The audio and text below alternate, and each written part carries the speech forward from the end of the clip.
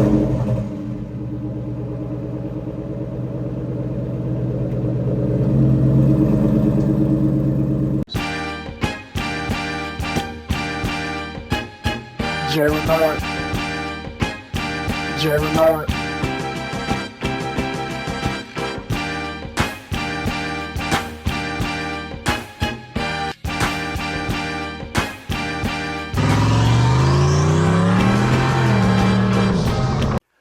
What's going on, my people, and welcome to the Sn95 Power Channel. So one of the most frequent questions I get is, should I Coyote swap or not?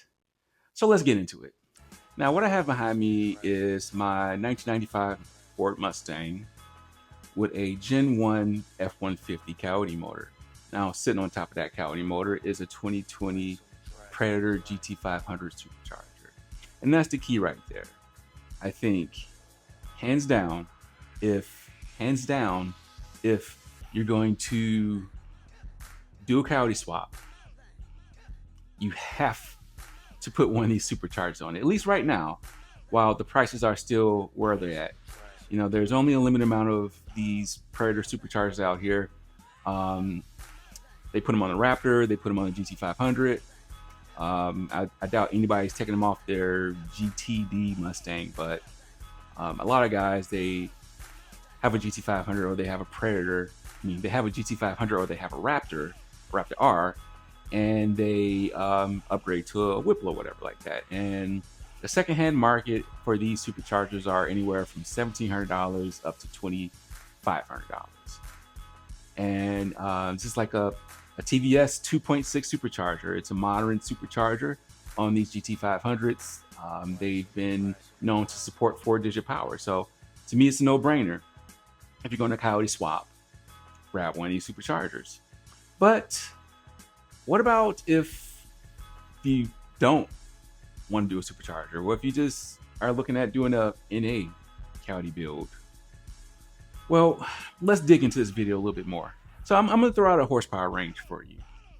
And this is the great divider. You know, this is Moses splitting the Red Sea. So you have 500 and below and 600 and above. So there's like a little division. There's like a little gray area here, I'm going to call it. And that's subjective. I mean, all this is subjective, but you know, for me, you know, there's a gray line between 500 and 600 horsepower if you should Coyote swap. But I think anything below 500 rear horsepower, keep it a 2-valve 4.6. Anything above 600 rear horsepower, Coyote swap. Now we have a 2002 convertible New Edge with pretty much a bone stock 4.6, and I love this car. It's my wife's convertible. We love it.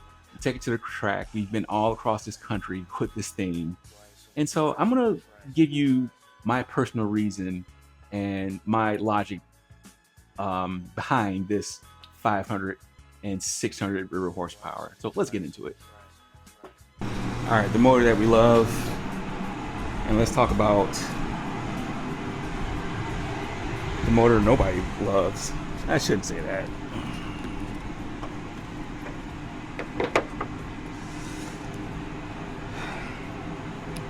All right, here's my wife's 2-valve Mustang. No battery. I don't want to blame the Optima. This car was kind of sitting for like a month. It's got some kind of parasitic draw. I haven't really troubleshooted it yet. But this is old reliable, man. Like, this car has not broken out of the 14s at the track. I have videos posted where we've got a lot of track data on this car. I think to date, the fastest time was 14.2. I don't think I broke 100 miles per hour yet, but this car is fun. Like, it's fun for a different reason. And so let's go get a battery and I'll show you why I believe this car is fun. Hold it like this. So we're going to go get this battery. Don't hold it that close to your mouth. Like, hold it right here. Yeah, that's good.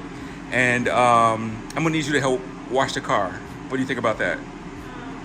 You wanna help me wash the car? Yes. Okay, well, let's go get the battery.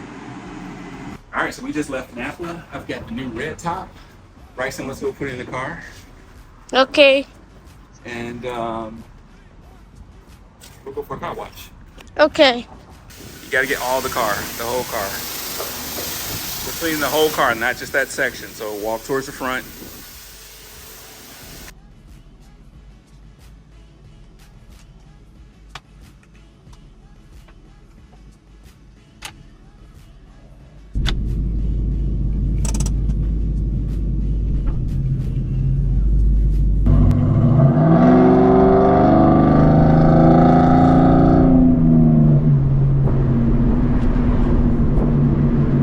So in stock form, are these 2-valve 4.6 motors desirable? That's subjective, because Kim and I, we enjoy this car. I think one thing that would just really make this car even more pleasurable is a manual transmission. I did try to find a manual transmission when we were searching for these. We found the NPI, and as much as Kim loved that car, it just, I didn't want to spend a lot of time and money upgrading it to get it to a PI performance. So I think maybe in the future we might do a manual swap on this car. I think that would really make this car even more enjoyable, but the car is enjoyable right now. I think to date at the track, I don't think we've trapped 100 miles per hour, and I don't think I think 14.2 is the best quarter mile time. I have a playlist, or I'm going to create a playlist. I know there's videos of us taking this car to the track, videos of me taking this car to the track. Kim's going to be getting some seat time probably this month. But yeah, 14.2. And you know, the great thing about this car is I just get in and drive it. I don't have to worry about fluids. I don't have to worry about temperature. I get in the car, I start it up, I get out the car, turn it off, and I walk away from it. So it's great.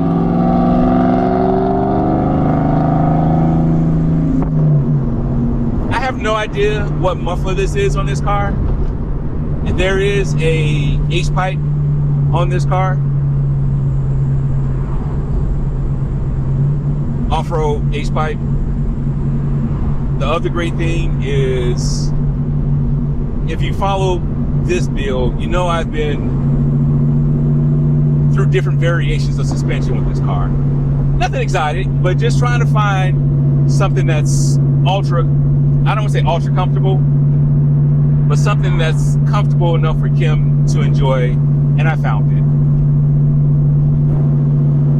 it. And the key was Bilstein shocks in the rear, and I have adjustable KYB struts in the front. There's no adjustability for the Bilsteins in the rear, but you know, I have a little adjustability in the front. I think it's only a 4-way adjustability in the front. And the car, it doesn't ride like a 550 with independent rear suspension, but it rides smooth. I enjoy the way this car rides now. So let's get back to the subject. Coyote swap or 4.6. And like I say, if you're really going over 500 rear horsepower, consider doing a Coyote swap.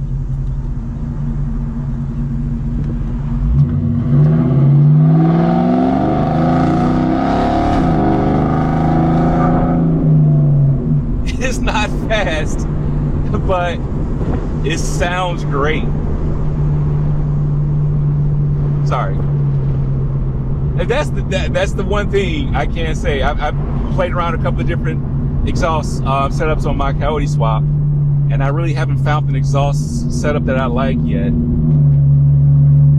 This 4.6 mod motor exhaust sound It's probably the best sounding in the 4th generation platform. Like, this doesn't have cams. This is a stock cam. It doesn't have the thump that we all love, but that exhaust note, especially with a off-road exhaust, I would be curious to see how this sound with an X pipe, but with this H pipe, I think it sounds fantastic. So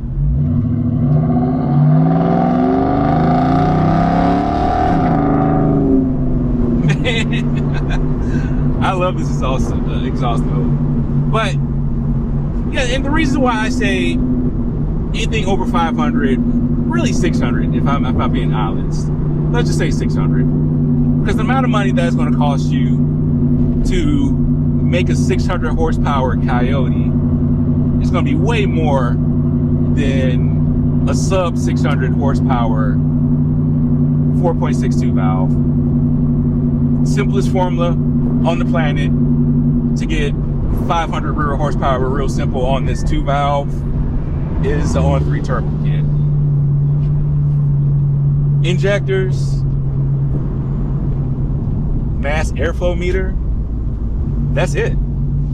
Like, that's all you need to get to 500 rear horsepower on this motor right here. And I don't know the current prices of on-3 turbo kits, but I'm assuming they're around $2,000. Injectors, semi-Dakota 80s, just in case you want to run E85. And that's it. And, you know, with a mass airflow meter, another $300. That's it. And then you have 500 rear horsepower. This car will, with a good tune, will last at 500 rear horsepower. So, Coyote swap to get over 500 rear horsepower. You know, the price of Gen 1 F-150s are down. I think I paid $1,600 for mine. But the thing that's going to get you is all the other little accessories.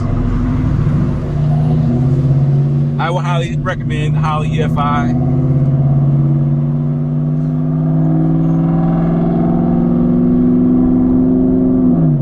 You go Holley EFI,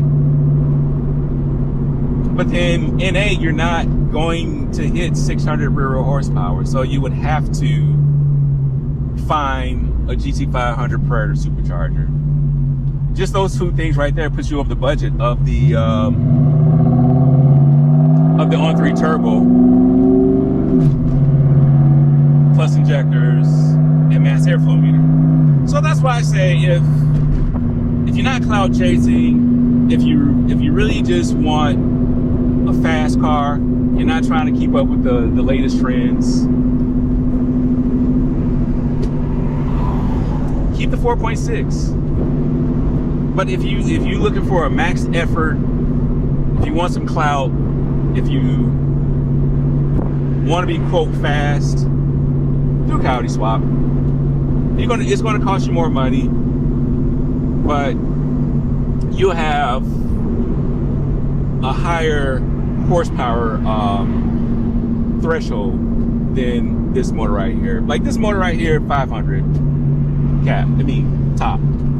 Anything more than that, start looking into the Coyote swap. So, like I said, that's my opinion, and I hope I can help some of y'all out who are on the fence about it. I really believe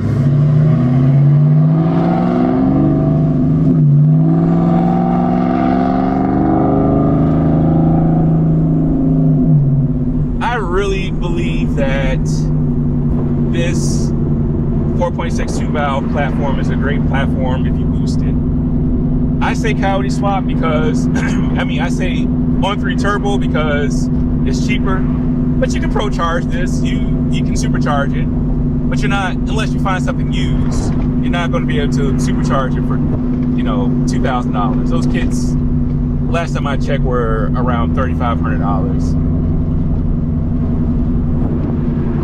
My best advice, on-3 turbo kit. It is more maintenance. So if maintenance is something that you're scared of, then save up, get a supercharger.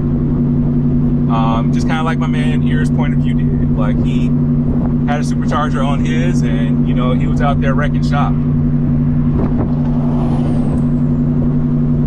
And honestly, you know, definitely a 500 rear horsepower New Edge Sn95 will get you in the 10s. 400, 450 will get you knocking at the door. So tell me what y'all think about that, because that's just my opinion, but I'm kind of curious to hear how y'all feel. I know there's a lot of y'all out here who have jumped ship from the Mod Motor platform, who went Coyote, who are not looking back. And I think that's wonderful. But, you know, I think for people on the fence, I'm just trying to give you a honest opinion from somebody who owned a boosted push rod. I've owned a boosted Mod Motor, and now I have a boosted Coyote. And the Coyote is great. I've really, honestly, just kind of knocked on the door of its potential. I haven't really thrown any time in at it yet. There's still a lot of stuff I need to do to it, but it's a great platform, don't get me wrong. But it's not necessary for everybody to jump ship. Like I say, we all have our reasons to jump ship off this platform, but if you're really on the fence and you're not really trying to be a world breaker, and money, you know, money's the object to all of us. But you know, if you're trying to stay on a budget, then just turbo swap it.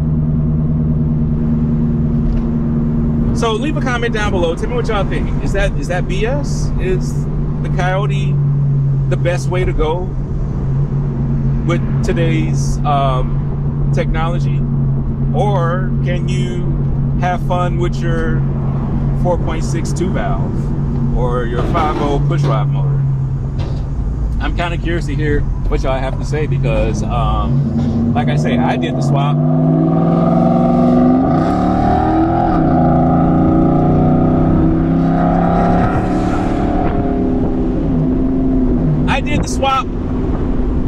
I'm not looking back, but I definitely would like to hear your opinion. So hey, I appreciate y'all rocking me on this video. Until next time, God bless.